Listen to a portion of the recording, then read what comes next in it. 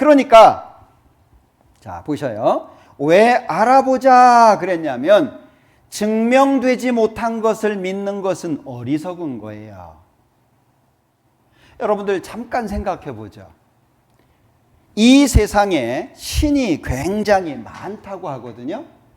자, 이 세상에 신이 굉장히 많은데 인도라고 하는 나라에 가잖아요.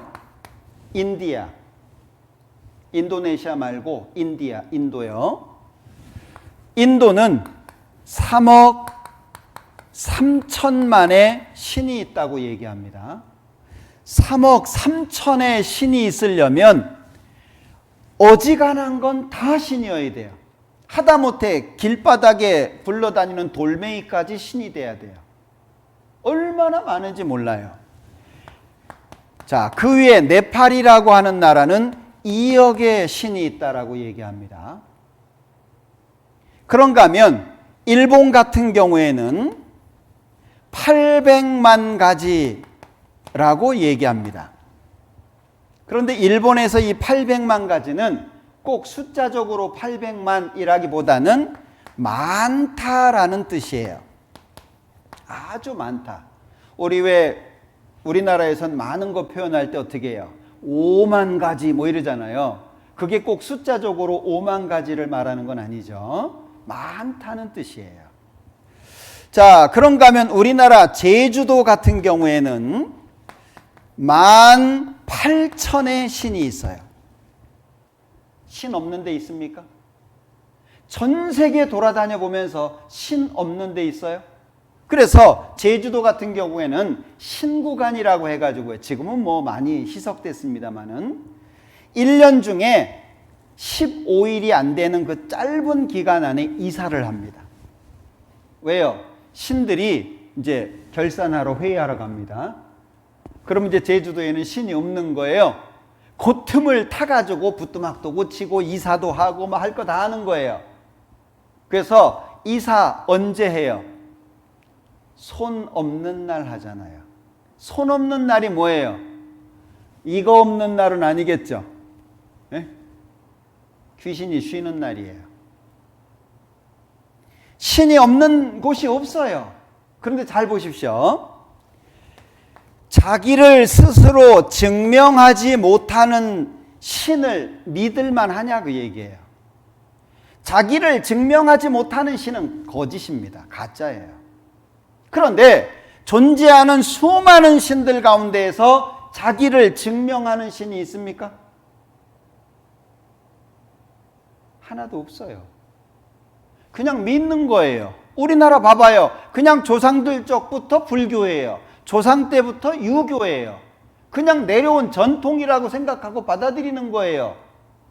정말 그것이 맞냐 틀리냐 있냐 없냐 따져본 적 없어요. 그냥 하니까 따라가는 거예요. 어쩌셔요? 자신을 증명하지 못하는 신을 믿는 건 이게 어리석은 겁니다. 자기를 증명하지 못하는 신은 가짜고 증명되지 않은 신을 믿는 건 어리석은 거예요. 성경은 하나님께서 우리에게 하나님을 찾아오라고 주신 지도와 같아요. 하나님의 마음을 우리에게 전달해 주시는 편지와 같아요. 찾아오라고. 하나님을 떠나서 하나님을 잃어버린 인생들에게 하나님을 찾을 수 있는 진리를 발견할 수 있는 길로 하나님이 주신 겁니다. 그래서 성경을 배우는 이유가 뭐냐? 인생의 문제의 답이 성경에 있기 때문에 그래요. 인생의 모든 문제의 답이 성경에 있고 그 답을 얻은 사람이 인생의 궁극적인 목적인 행복을 누릴 수 있는 겁니다. 아, 행복하다. 그 행복 돈에 있는 게 아닙니다. 건강에 있는 게 아닙니다. 취미에 있는 게 아닙니다. 행복은 하나님 앞에 있는 거예요. 그러니까 하나님이 성경을 주시면서 내가 주는 거다라고 하는 표시로 하나님이 말씀하셨다 3,800번 정도가 기록되어 있어요. 예레미야 30장에 보면 내가 네게 이른 모든 말을 책에 기록하라. 자, 지금부터 내가 부르는 거, 말하는 것을 책에다가 써라. 하박국 2장에 보면 이 묵시, 이 말씀을 기록을 하는데 판에 명백하게 새겨라. 판에다가 아주 분명하게 새기되 달려가면서도 읽을 수 있도록 새겨라. 그런가 하면 다니엘서 12장에 보면 다니엘이 하나님 말씀을 받아 적다가 근데 하나님 이게 도대체 무슨 뜻입니까? 라고 물어요. 예? 지금 말씀하신 거 제가 못 알아듣겠는데 이게 무슨 내용입니까? 그러니까 다니엘서 12장 4절에 다니엘아 마지막 때까지 이 말을 간수하고 이 글을 봉함하라. 많은 사람이 빨리 왕래하며 지식이 더하리라. 왜? 다니엘에게 하셨던 말씀은 몇 천 년이 흘러서 이루어질 일입니다. 설명해 주어도 몰라요. 그러니까 다니엘한테는 그냥 잘 적어가지고 간수만 잘 해놔라 라고 말씀하시는 거예요. 자, 성경이 뭐냐? 성경은 베드로후서 1장 21절에 예언은 언제든지 사람의 뜻으로 낸 것이 아니요 오직 성령의 감동하심을 입은 사람들이 하나님께 받아 말한 것임이니라. 성경이 뭐냐? 하나님께서 주신 말씀이에요. 약 40명 정도가 썼다고 합니다. 쓴 것은 사람이죠. 그런데 이 성경을 하나님의 말씀이라고 표현을 합니다. 이유가 뭐겠어요? 쓰기는 사람이 썼지만 내용은 하나님이 주셨다라고 하기 때문에 이 성경을 하나님의 말씀이라고 합니다. 성경 맨 앞에 보면 성경 전서라고 기록되어 있어요. 성경은 이 안에 우리가 가지고 있는 성경은 한 권이지만 이 안에 66권이 모아져 있는 겁니다. 66권을 모아서 한 권으로 만든 걸 우리는 들고 다녀요. 그래서 성경 전서 합본판이라는 얘기죠. 이 성경 제일 마지막에 요한계시록 22장 성경 제일 끝에 만일 누구든지 이것들 외에 더하면 이 하나님이 주신 말씀에다가 무엇을 추가하면 하나님이 이 책에 기록된 재앙들을 그에게 더하실 터이요. 성경에 있는 모든 재앙을 그 사람한테 내리겠다 그 얘기죠. 그런가 하면 만일 누구든지 이 책의 예언의 말씀에서 제하여 버리면 빼버리면 하나님이 이 책에 기록된 생명나무와 및 거룩한 성의 참여함을 제하여 버리시리라. 천국 못 간다는 얘기예요. 결국에 성경 제일 끝에 더하지도 말고 빼지도 마라 그렇게 말씀하시면서 성경은 끝이 납니다. 이 성경을 진리라고 말합니다. 아버지여 진리로 저희를 거룩하게 하옵소서. 아버지의 말씀은 진리니이다. 그러면 성경이라고 하는 것이 진리가 되려면 조건이 있어요. 자, 진리라고 하는 것은 몇 가지의 조건을 가지고 있는데 진리가 되기 위해서 가장 중요한 것은 타당성입니다. 근거가 있어야 된다는 얘기예요. 근거가. 만약에 근거, 증거되는 게 없다.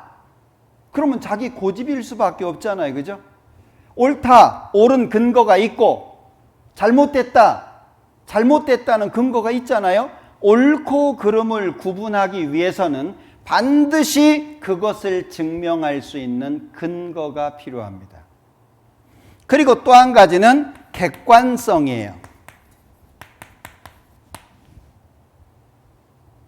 만약에 주관적이라면 내가 생각하는 거니까 진리야. 그럴 순 없잖아요. 내가 생각한 건 다 진리야. 내가 말하니까 들어. 그건 안 맞잖아요. 주관적인 것은 결코 진리가 될 수 없습니다. 그런가 하면 또 한 가지는 보편성입니다. 우리끼리 아는 거니까 진리야. 그건 진리가 될 수가 없어요. 그래서 진리라고 하는 말의 사전적인 정의가 뭐냐면 언제 어디서나 누구든지 인정할 수 있는 보편, 타당한 인식의 내용을 진리라고 말합니다. 말씀드린 세 가지 조건이에요. 누구나 인정할 수 있어야 돼요. 그래야 진리라고 말할 수 있는 겁니다. 그런데 성경을 진리라고 말씀하거든요. 그러면 성경을 어떤 식으로 배워야 되냐? 여기 신명기 18장에 보면은요. 내가 혹시 심중에 이르기를 그 말이 여호와의 이르신 말씀인지 우리가 어떻게 알리요 하리라. 만일 선지자가 있어서 여호와의 이름으로 말한 일에 증언도 없고 성취함도 없으면 이는 여호와의 말씀하신 것이 아니요 그 선지자가 방자히 한 말이니 너는 그를 두려워 말지니라. 자, 어떤 사람이 마음속에 생각합니다. 그게 하나님 말씀인지 어떻게 알아? 막 짜집기 해가지고 요리조리 맞춰가지고 그럴듯하게 만들었을 수 있잖아 라고 생각을 한다면 22절에 만일 선지자가 있어서 여호와의 이름으로 말한 일에 증험이라고 하는 건 증거로 삼거나 내세울 만한 경험, 개인적인 거예요. 개인적인 거. 어떤 사람이 미국에 가가지고요, 샌프란시스코를 갔대요. 금문교라고 다리가 있잖아요. 네? 내가 봤다. 그리고 한쪽에 그 바다에 알카트레즈라고 하는 감옥이 있어요. 영화의 배경이 되기도 했던 곳인데 거기 그 감옥이 있더라. 와서 얘기를 하면은요, 진짜 가서 확인해 본 사람은 어때요? 아, 맞아. 거기 있는 거 내가 알아. 나도 봤어. 그럴 거 아니에요. 자, 증험이라고 하는 건 증거로 삼거나 내세울 만한 경험이에요. 아, 알아. 나도 봤어. 내가 경험해 봤어. 자, 증험이 말씀되고 또 하나는 성취함인데 성취라고 하는 건 제대로 이루어지다 그 뜻이에요. 그래서 성경의 성취는 성경의 3분의 1이 예언이라고 하거든요. 성경의 3분의 1이 예언입니다. 그 예언대로 그대로 이루어지는 것을 말하는 거예요. 그러니까 이렇게 말할 수 있겠죠. 자, 조금 달라졌습니다. 잘 보셔야 돼요. 요거하고 조금 달라졌어요. 여호와의 이름으로 말한 일에 증험도 있고 성취함도 있으면 이는 여호와의 말씀하신 것이요 그 선지자가 바르게 한 말이니 너는 그를 두려워할지니라. 맞아요, 틀려요? 맞잖아요. 그러니까 이게 정말 하나님의 말씀이라고 한다면 증험도 있어야 되고 성취함도 있어야 된다 그 얘기예요. 그럼 우리는 뭐 하면 될까요? 확인하면 되잖아요.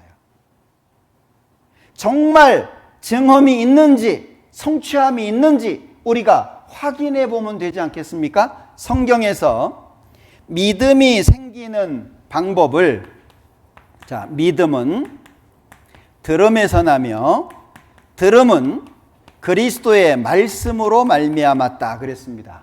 조금 다르게 설명드려 볼게요. 믿음은 신뢰를 바탕으로 합니다.